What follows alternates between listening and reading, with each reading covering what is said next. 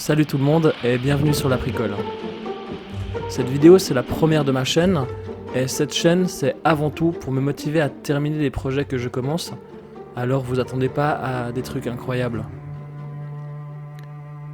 Aujourd'hui je vais vous parler de mon voyage en Bretagne avec ma copine. Un jour lors de ce voyage, ma copine et moi on cherchait des cailloux sur une plage et on est tombé sur quelques belles pierres dont une qu'on a estimée être la plus belle. Ni une ni deux, une idée a jailli dans ma tête, et comme la plupart du temps en fait, c'est même pas une idée qui a jailli dans ma tête, mais plutôt un produit fini. Pour arriver à ce produit, à ce but que j'ai vu, voici ce qu'il a été nécessaire de faire. D'abord, il a fallu prendre une photo de la pierre à l'emplacement même où elle a été trouvée. Ensuite, il a fallu du coup acquérir le modèle de la pierre, et du coup on peut voir à l'écran que j'ai improvisé une mini salle de capture photogrammétrique. Donc en y ajoutant de la lumière, ce qui aide nettement à la création d'un modèle. Et en utilisant l'application gratuite, il suffit de se balader autour de notre sujet pour pouvoir générer un modèle 3D. Donc, comme on le voit ici, j'ai ajouté un double mètre. Le double mètre, c'est simplement pour pouvoir avoir une référence d'unité, pour pouvoir mettre à l'échelle notre modèle une fois celui-ci créé. Là ensuite on peut voir que je recentre une fenêtre autour de l'objet capturé pour pouvoir enlever tout le reste et tout ce qui ne nous intéresse pas.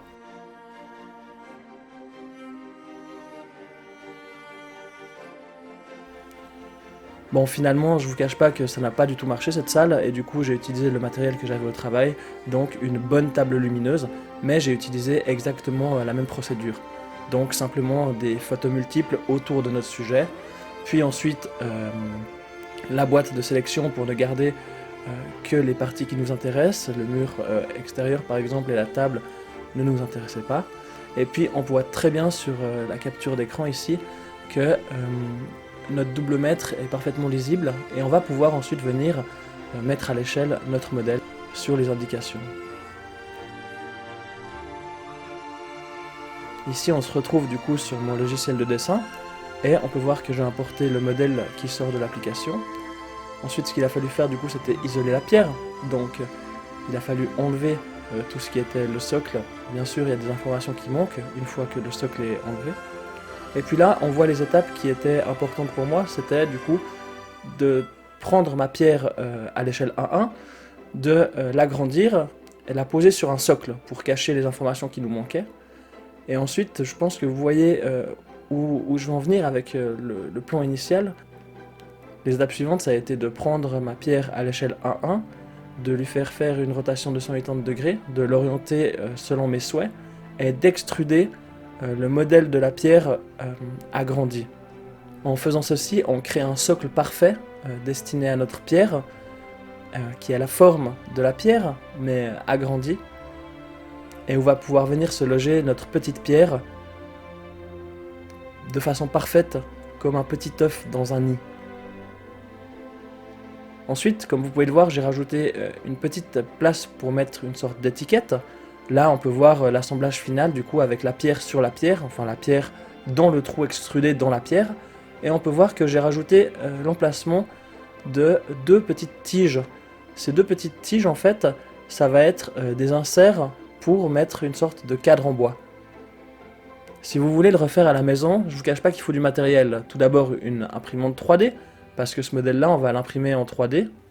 D'ailleurs, voici ici le logiciel qui vient juste avant l'étape d'impression, qu'on appelle le slicer. Ensuite, on voit du coup l'impression. Bon, je vous mets qu'une petite partie. Et là maintenant, on se retrouve sur un autre logiciel, un logiciel de DAO, de dessin assisté par ordinateur. On va venir dessiner une découpe dans le bois, et on va l'envoyer du coup sur un autre logiciel qui va envoyer ce dessin découpé à une découpeuse laser. Donc voilà, il faut aussi comme matériel une découpeuse laser. C'est beaucoup de matériel certes, mais ça n'a pas de prix d'imprimer un caillou.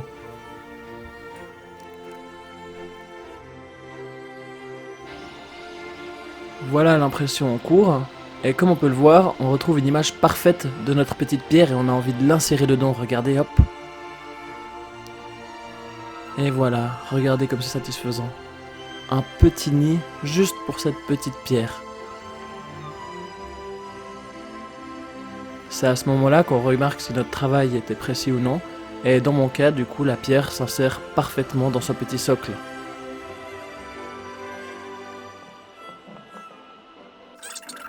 Là, vous pouvez apprécier un petit montage, j'étais vraiment très fier. Donc je vous montre encore ma petite pierre tournée sur son socle. Et puis les étapes suivantes, ça a été simplement de prendre nos découpes de bois, de les coller telles que prévu initialement, puis finalement du coup de monter notre objet final.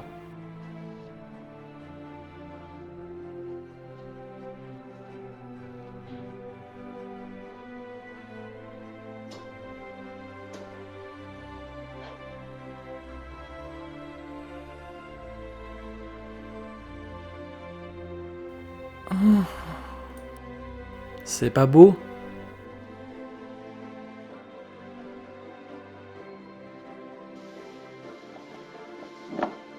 Je vous laisse avec ces petites images satisfaisantes et je vous remercie d'avoir regardé la vidéo.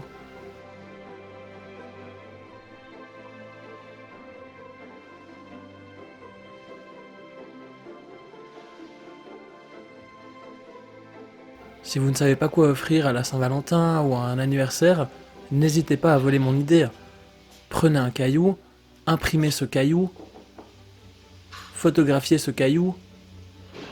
Enfin bon, offrez des cailloux. En tout cas, ça m'a fait plaisir de monter cette vidéo. J'aime bien ça.